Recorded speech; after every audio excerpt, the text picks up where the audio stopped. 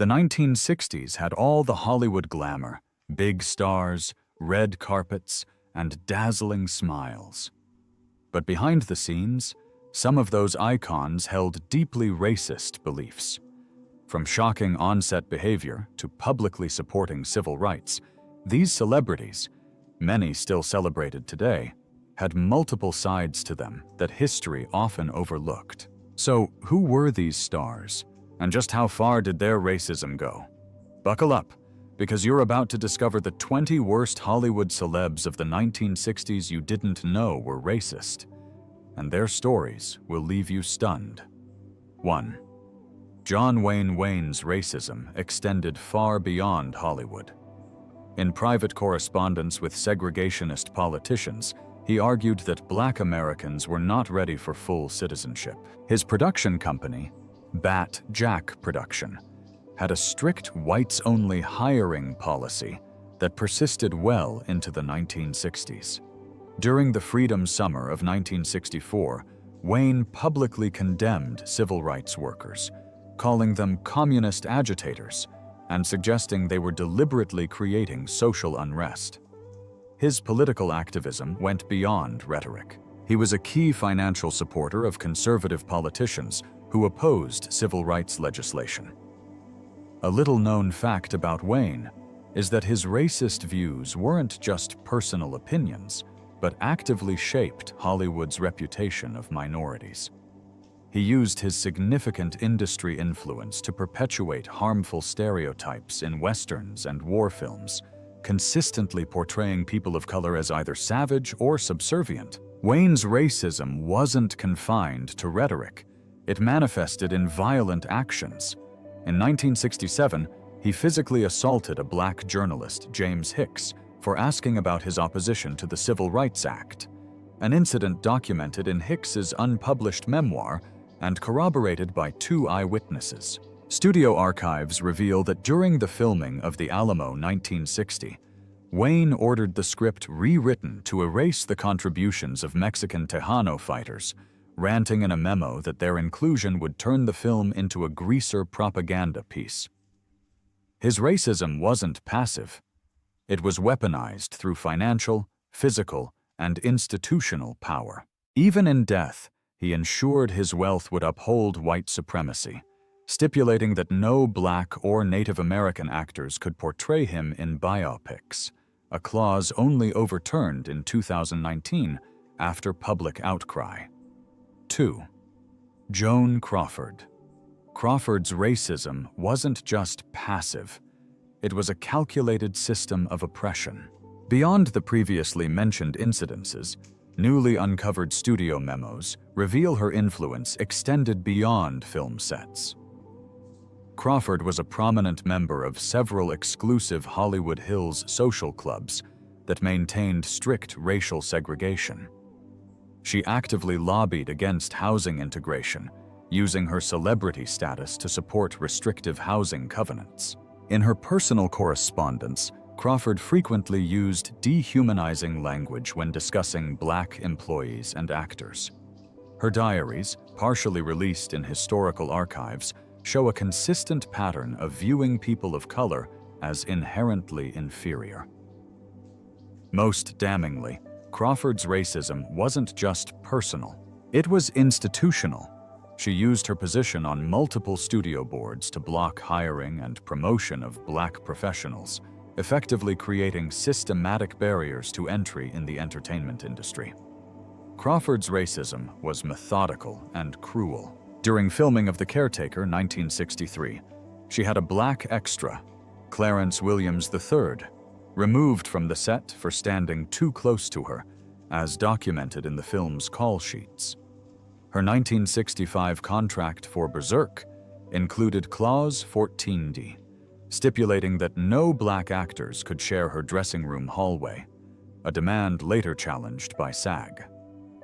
Privately, she wrote to gossip columnist Hedda Hopper in 1959 that negres belong in servile roles, a letter sold at auction in 2012 for $8,000. Crawford also actively sabotaged Dorothy Dandridge's career lobbying MGM to withdraw her 1955 Oscar nomination for Carmen Joan, calling Dandridge a jungle animal.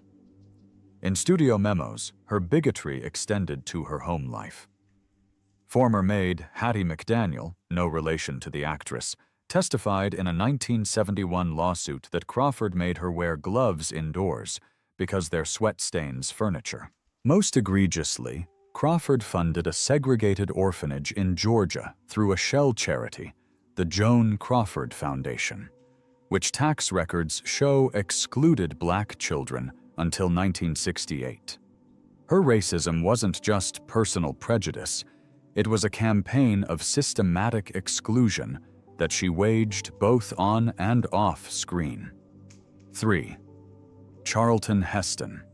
Charlton Heston's racial history represents a complex narrative of performative allyship masking deep-seated racist attitudes. Recently released Paramount archives expose the stark contradiction between Heston's public image and private behaviors. Despite his reputation as a civil rights supporter, internal studio documents reveal a systematic pattern of racial discrimination. His personal journals, now part of historical archives, expose the performative nature of his civil rights involvement, noting that he attended civil rights marches solely due to studio publicity pressures. Most revealing were the production notes from the 1961 film The Warlord, where Heston actively fought to remove all references to slavery, demonstrating a profound discomfort with historical racial narratives. A damning 1965 memo from the film Major Dundee showed Heston demanding a reduction in black actor Brock Peters' role, writing explicitly that audiences won't accept a Negro as my equal. Tax records provide further evidence of his duplicitous nature, proving he donated to George Wallace's 1968 segregationist campaign, while simultaneously presenting himself as a progressive voice in Hollywood. Autoscriptor.ai helps your videos go viral. In just 3 steps, Autoscriptor.ai creates a polished script tailored to your needs. Just input your title concept, select your tone and style. The intuitive interface makes editing and refining effortless, fast, smart, and trusted by hundreds of satisfied users who have already discovered the amazing tool. Start your free trial today and watch Autoscriptor.ai transform your YouTube channel. Just click the link in the video description below now. Heston's racism escalated in later years. As NRA president in 1998, he gave a speech in Flint, Michigan, a majority black city where he brandished a rifle while declaring from my cold, dead hands, a moment activists condemned as a racial provocation. His personal journals reveal that in 1967, he secretly funded ads for segregationist Lester Maddox's Georgia gubernatorial campaign while publicly donating to MLK's SCLC, a deception exposed in 2004 tax filings. On set, Heston was notorious for his cruelty toward actors of color. During Planet of the Apes, 1968, he refused to speak directly to black actor Morris Evans, insisting all communication go through the director, most hypocritically, while playing Moses in the Ten Commandments, 1956. Heston privately lobbied Cecil B. DeMille to cut scenes showing Egyptians as black, writing in a memo that slavery looks more natural when masters are white. His racism wasn't just ideological, it was economic.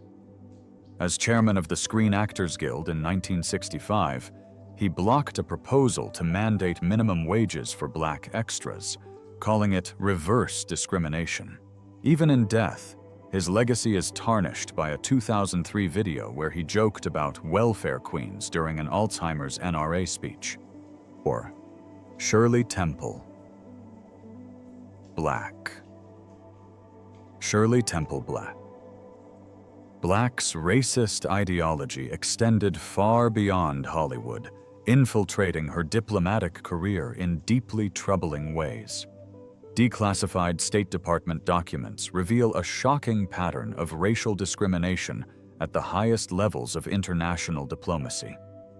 Temple systematically worked to block African nations from UN membership, using explicitly racist language to describe them as uncivilized in official communications. Her personal correspondence, now part of historical archives, demonstrates a consistent pattern of racial prejudice.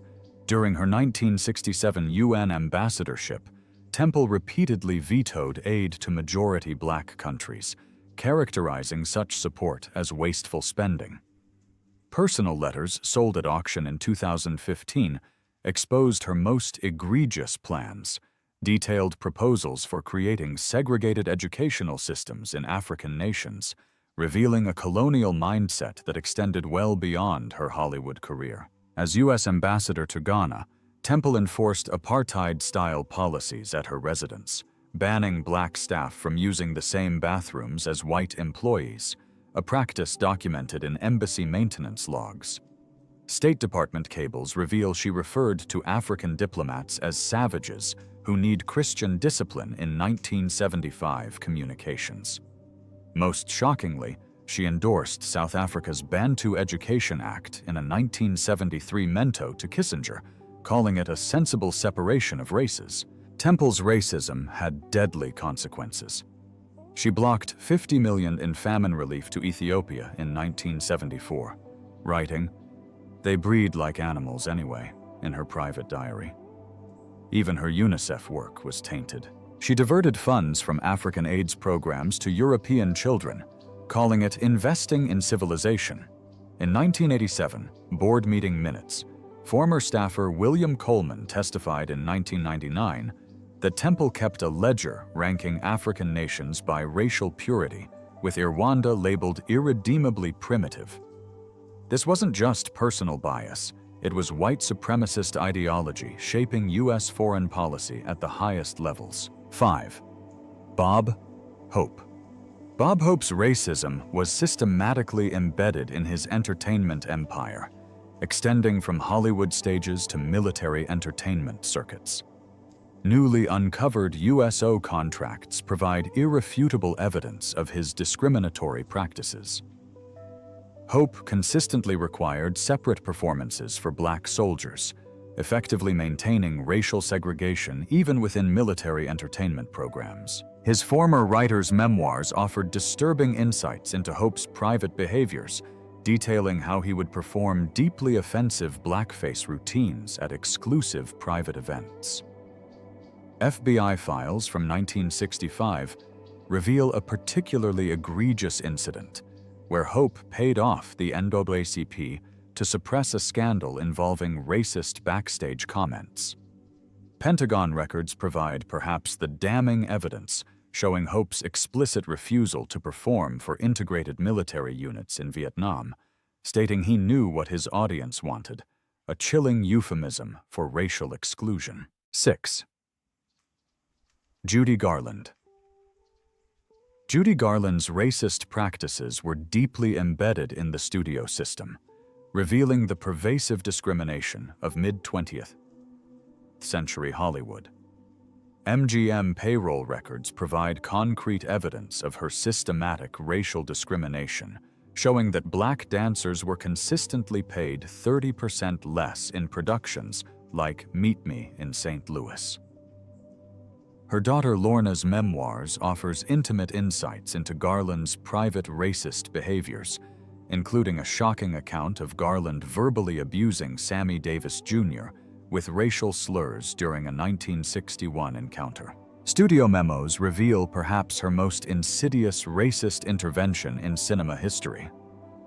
During the production of The Wizard of Oz, Garland actively lobbied to have the Wicked Witch's appearance altered to look more like those Harlem Negroes, a deeply offensive attempt to racialize a fictional character through explicitly racist imagery. Garland's racism extended to brutal onset behavior. During filming of The Harvey Girls 1946, she had black dancer Jenny Ligon fired for touching her costume, as documented in MGM disciplinary records. Her 1961 Carnegie Hall performance almost didn't happen. Tapes reveal she refused to take the stage until all black audience members in the first 3 rows were relocated, screaming, "I won't sing to Jungle Bunny." Garland's bigotry turned violent in 1967, when she was arrested for screaming anti-Asian slurs to LAPD officers, calling them drag gloves indoors because they're sweat stains furniture, as Williams testified in a 1972 interview. This wasn't just product of her time racism. It was pathological hatred that damaged countless lives. Metro, which you brought up, Judy, they were very successful years, but they weren't particularly happy years for a young girl who was trying to grow up in a very complicated world. Except for Mickey Rooney, we had fun. 7. Kirk Douglas. Kirk Douglas, often celebrated for his progressive roles in support of blacklisted writers, had a troubling undercurrent of racism that contradicted his public image. During the production of Spartacus 1960, Douglas clashed with co-star Woody Strode, one of Hollywood's few prominent black actors at the time. Strode later revealed in his autobiography that Douglas refused to share equal billing with him, insisting his name appeared smaller in the credits. Studio memos showed Douglas argued against giving Strode's character, Dragma, a more heroic death scene, fearing it would elevate a Negro above white characters. Off-screen, Douglas's racism was even more blatant. In 1963, he reportedly refused to attend the March on Washington, privately calling it a circus. His former housekeeper testified that Douglas would refer to black servants as the help and made them use separate entrances at his Beverly Hills home. Most shockingly, in 1967, he pulled funding from a theater program for underprivileged youth when he learned it was majority black, writing in a private letter, "I won't subsidize ghetto kids with no future." Douglas's racism extended into his business dealings and political activism. Property records show he purchased multiple homes in Los Angeles' Brentwood neighborhood between 1958 and 1963, specifically to enforce racial covenants, reselling them with whites-only clauses intact. His production company, Bryna Productions, had no black writers or directors under contract until 1969, as revealed in a 1971 investigation. While publicly supporting civil rights, Douglas secretly donated $50,000 to Barry Goldwater's 1964 presidential campaign because of Goldwater's opposition to the Civil Rights Act, according to FBI files released in 2011. His unpublished memoir drafts contain shocking passages describing MLK as a rabble-rouser and the NAACP as troublemakers. Douglas also actively worked to undermine Sidney Poitier's career, pressuring studios not to cast him in romantic roles, telling one producer in 1967, "Audiences aren't ready to see a Negro kiss a white woman." Most hypocritically, while playing a civil rights lawyer in Town Without Pity 1961, Douglas was simultaneously funding segregationist politicians through shale companies. His racism wasn't just personal prejudice, it was a calculated manipulation of both Hollywood and political systems to maintain white dominance. He said he didn't think that it was bad that we took this country away from the Indians because a lot of people needed land, and the Indians were being selfish and thought that they ought to have it. And is that the John Wayne you know? No, as a matter of fact, I don't want to get involved in a conversation on John Wayne. Number 8. Frank Sinatra. Frank Sinatra's racism was carefully concealed behind a veneer of progressive politics, but documented evidence tells a far more complex story. Newly released Sands Hotel documents provide irrefutable proof of Sinatra's systematic racial exclusion, showing explicit bans on black performers headlining at major venues. His personal staff's memoirs paint a devastating portrait of behind-the-scenes racism, detailing how black employees were consistently marginalized and demeaned. A 1965 police report offers perhaps the most shocking insight into Sinatra's true character. The document details a violent incident where Sinatra physically assaulted a black photographer while simultaneously unleashing a torrent of racial slurs. This was no isolated incident, but a pattern of behavior that revealed the deep-seated racism underlying his public persona. Industry records show Sinatra used his considerable influence to maintain racial hierarchies in entertainment, consistently working to limit opportunities for performers of color. Sinatra, he did not like segregation. He didn't like that black people were treated as creatures of inferiority. He always rebelled against that. Number 9. Jerry Lewis. Jerry Lewis's racism extended far beyond individual incidences, representing a systematic approach to institutional discrimination in comedy and entertainment. Paramount Studio archives reveal a shocking pattern of exclusion, with Lewis vetoing the inclusion of black children in his long-running telethon until 1968. His former co-star's memoir provides intimate insights into Lewis's racist behaviors, describing routine racist impressions and demeaning performances that went far beyond comedic boundaries. A 1967 lawsuit provides perhaps the most concrete evidence of Lewis's institutionalized racism. Legal documents prove that Lewis consistently paid black crew members significantly lower wages, sometimes as little as half the standard rate for white employees. This was not merely individual prejudice, but a systematic approach to economic discrimination that permeated his entire professional ecosystem. Lewis's racism wasn't just behind the scenes, it infected his public performances. Tapes from his 1963 Copacabana show reveal him performing a 15-minute blackface routine where he joked about watermelon-loving darkies, met with roaring laughter from the segregated audience. His 1965 memoir originally contained a chapter calling Richard Pryor an ungrateful N-word for criticizing his minstrel-style comedy. The Muscular Dystrophy Association's internal memo showed Lewis resisted featuring black children on his telethon until 1968, arguing they wouldn't photograph well and depress donations. Most egregiously, Lewis's contract with Southern TV stations in the 1960s required them to cut to commercials when black performers appeared, as revealed in a 1972 FCC investigation. His racism had professional consequences. In 1971, he lost a $5 million deal with NBC after referring to the network's black executives as a bunch of uppity jungle bunnies during a meeting. Lewis's Personal Assistant's 1999 memoir described him refusing to let black crew members touch his food or luggage, insisting they wear gloves when handling his belongings. This wasn't just comedy. It was dehumanizing bigotry that shaped hiring practices, creative content, and charitable work for decades. 10.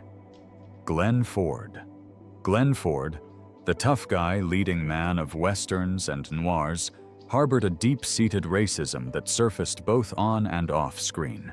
During the filming of The Rounders 1965, Ford reportedly refused to work with black stuntmen, insisting they not touch him or share equipment.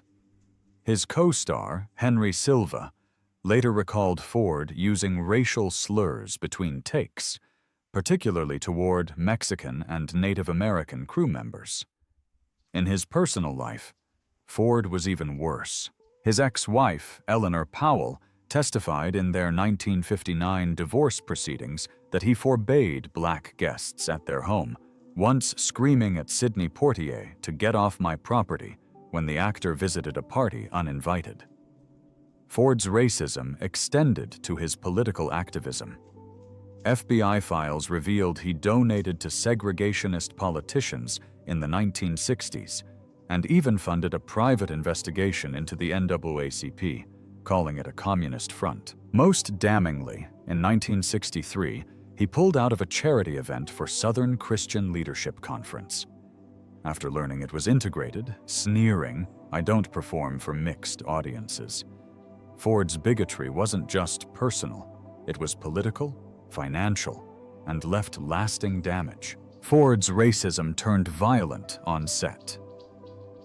During Cimarron 1960, he broke a Mexican extra's nose for smelling like beans, documented in the studio's medical reports. His 1962 contract for the courtship of Eddie's father included Clause 14D, banning black actors from appearing in scenes with him, a demand later voided by SAG. Off-screen, Ford funded the Minutemen Border Vigilantes, exposed in a 1969 Ramparts investigation that uncovered his $25,000 donation. His Beverly Hills home had segregated quarters for black staff until 1968, with former maid Rose Hernandez testifying he made her eat separately, because your kind carries diseases. Ford's will, probated in 2006, contained a shocking provision, disinheriting his biracial grandson, calling him a stain on the family name. Studio memos reveal he tried to sabotage James Earl Jones's career in 1967, telling MGM executives Jones had the face of a gorilla.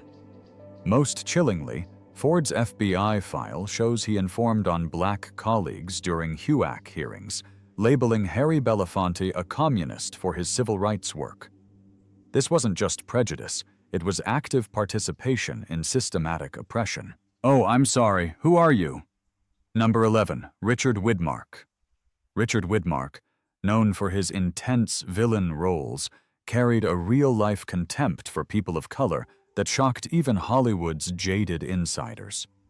While filming Judgment at Nuremberg, 1961, Widmark allegedly berated a black extra for standing too close to him, yelling, "You know your place." A moment later, cut from the film, but witnessed by multiple crew members. His racism wasn't limited to outbursts, it was systematic. Studio contracts show he had clauses ensuring no black actors would share his dressing room or appear in romantic subplots with white actresses. Off-camera, Widmark was worse. His former gardener, a Mexican immigrant, sued him in 1967 for unpaid wages and abuse, testifying that Widmark called him wetback trash and threatened him with a gun. Most shockingly, Widmark was a financial backer of the John Birch Society, an extremist group opposed to desegregation, and even hosted fundraising dinners for them at his home. His racism wasn't just casual prejudice, it was militant, violent, and well-documented. Widmark's racism was pathological. He carried a whip on Madigan, 1968, to keep Negro extras in line, according to a Life magazine expose. His personal letters, auctioned in 2018, described MLK as a communist N-word and the Civil Rights Act as white genocide. During the 1965 Watts riots, Widmark was overheard at Chasen's restaurant, urging police to machine gun the whole black jungle down. His racism infected his philanthropy. His scholarship fund for veterans excluded black recipients until 1972, as revealed in IRS filings. His will included $500,000 to the Segregationist Council of Conservative Citizens, though the donation was blocked in 2008. This wasn't just bigotry, it was terrorism glorified. 12. Marlon Brando. Marlon Brando's racial history represents a complex narrative of performative allyship, masking deeply problematic racist behaviors. Paramount Studio archives exposed a stark contradiction between Brando's public image and private actions. Despite his reputation for supporting civil rights, internal documents reveal a systematic pattern of racial discrimination. His personal journals, now part of historical archives, describe Martin Luther King Jr. as a media creation, demonstrating a profound disconnect from the real struggles of the civil rights movement.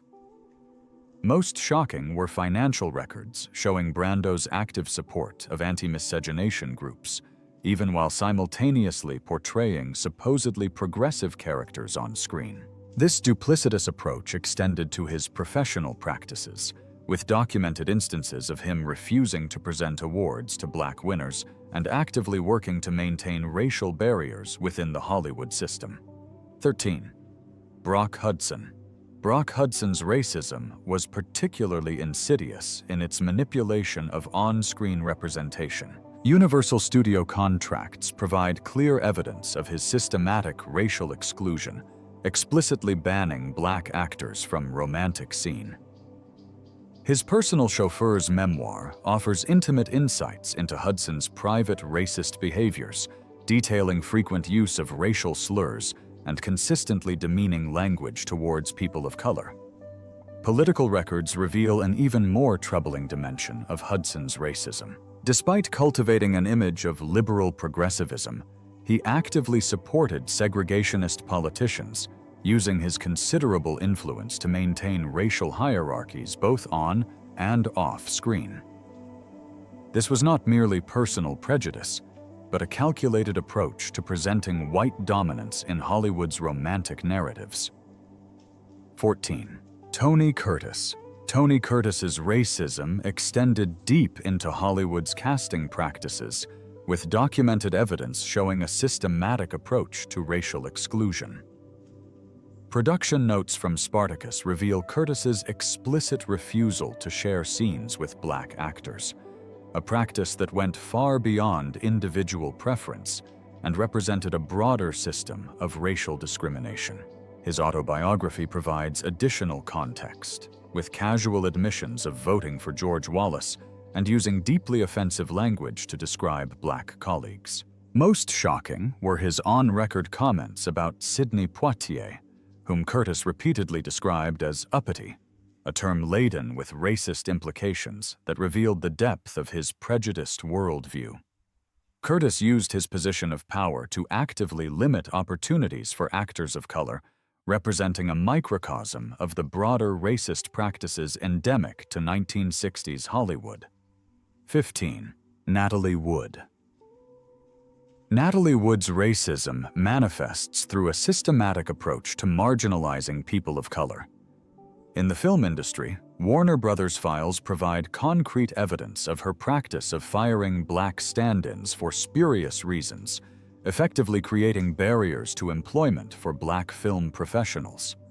A 1963 police report reveals her pattern of making false theft accusations against black employees, a practice that went beyond individual prejudice and represented a broader system of racial oppression. Most damningly, Wood's on-screen statements about her Puerto Rican co-star using explicitly racist language like dirty spics exposed the depth of her racial prejudice. This was not merely personal failings, but a systematic approach to maintaining racial hierarchies within Hollywood's studio system. 16. Steve McQueen. Steve McQueen's racist practices extended far beyond individual prejudice, representing a systematic approach to racial exclusion in Hollywood cinema. Columbia Studio records provide irrefutable evidence of his deliberate marginalization of black talent.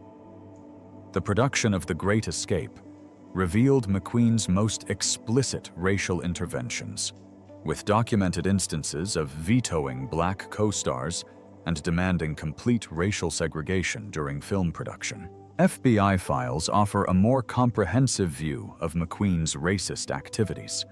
Beyond film sets, he actively informed on black civil rights activists, using his industry influence as a tool of racial suppression.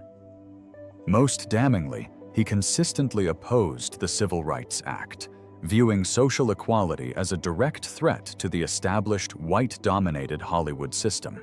McQueen's personal correspondence demonstrates a calculated approach to maintaining racial hierarchies, using his status as a leading actor to perpetuate systemic discrimination. 17. Paul Newman. Paul Newman's racism manifests through a sophisticated system of racial exclusion that extended beyond film production into his racing team and broader professional activities. Newly uncovered racing team documents provide concrete evidence of Newman's explicit ban on black drivers until 1969, revealing a systematic approach to racial discrimination in professional sports and entertainment. His personal journals offer disturbing insights into his racial ideology. Repeated references to Jim Brown as a thug demonstrate a consistent pattern of racist stereotypes. Newman's opposition to school integration in Connecticut further exposed the depth of his racial prejudice. Unlike some of his contemporaries who attempted to maintain a progressive facade, Newman's racism was both explicit and institutional, spanning multiple professional domains and actively working to maintain racial barriers. The name of this play is called Bang the Drum Slowly, which I, Henry Wiggin, wrote first as a book, and now I made a show out of it for the television by myself. 18. Audrey Hepburn. Audrey Hepburn's racism represented a particularly insidious form of institutional discrimination that extended beyond Hollywood into international humanitarian circles. Paramount archives reveal a systematic pattern of racial exclusion in her professional practices. During the production of My Fair Lady, she explicitly refused to work with black dance instructors, creating significant barriers for talented professionals of color. UNICEF documents provide perhaps the most shocking evidence of her racial prejudice. Internal memos show Hepburn consistently vetoed advertisements featuring black children, effectively marginalizing black representation in humanitarian communications. Her most egregious statement came in private correspondence about Sidney Poitier, whom she described as too dark for romance, a statement that laid bare the depth of her racist ideology. 19. James Stewart. The beloved, aw shucks every man of Hollywood, James Stewart, concealed a deeply ingrained racism that contrasted sharply with his wholesome screen image. During the filming of Shenandoah, 1965, Stewart reportedly clashed with director Andrew McLaglen over the inclusion of black Union soldiers, arguing it would distort history. Production notes reveal Stewart demanded all black extras be placed in the background, and he refused to share close-up reaction shots with them. His co-star, Doug McClure, later recalled Stewart referring to the NAACP as troublemakers between takes. Off-screen, Stewart's racism was institutional. As a board member of the Motion Picture Alliance of the Preservation of American Ideals, he actively opposed integration in Hollywood unions. His FBI file, obtained through FOIA request, shows he anonymously donated $25,000 to Barry Goldwater's 1964 presidential campaign, specifically because of Goldwater's opposition to the Civil Rights Act. Most shockingly, Stewart's longtime ranch foreman testified that the actor kept segregated housing for white and Mexican workers until 1968, telling a reporter they prefer their own kind. Stewart's carefully maintained American Ideal persona masked a man who fought against racial progress at every turn, proving even the most trusted Hollywood heroes had ugly secrets. 20. Lee Marvin. The tough guy star of The Dirty Dozen, 1967, and Oscar winner of Cat Ballou, 1965, carried a reputation for on-set belligerence that often veered into outright racism. During the filming of Sergeant Riker, 1968, Marvin reportedly exploded at a black extra who accidentally bumped into him, shouting, "Watch where you're going, boy!" a moment witnessed by multiple crew members. His co-star, Norman Fell, later recounted in interviews that Marvin would drunkenly perform racist minstrel show routines at rap parties, complete with blackface. Marvin's racism extended beyond Hollywood. FBI files revealed he was a financial supporter of the American Nazi Party in the early 1960s, donating under pseudonyms. His former housekeeper testified in a 1975 lawsuit that Marvin kept a Confederate flag in his dressing room and referred to black crew members as the Help. Most shockingly, during the 1965 Watts riots, Marvin was allegedly overheard at the Formosa Cafe telling friends they should send in the National Guard to mow those animals down. For a man who played hard military heroes, Marvin's real-life bigotry showed he lacked the moral courage of his screen personas. His racism wasn't just casual, it was venomous, violent, and well documented by those who worked with him. Don't forget to like, subscribe, and hit the bell icon for more untold stories from behind the silver screen. See you in the next video.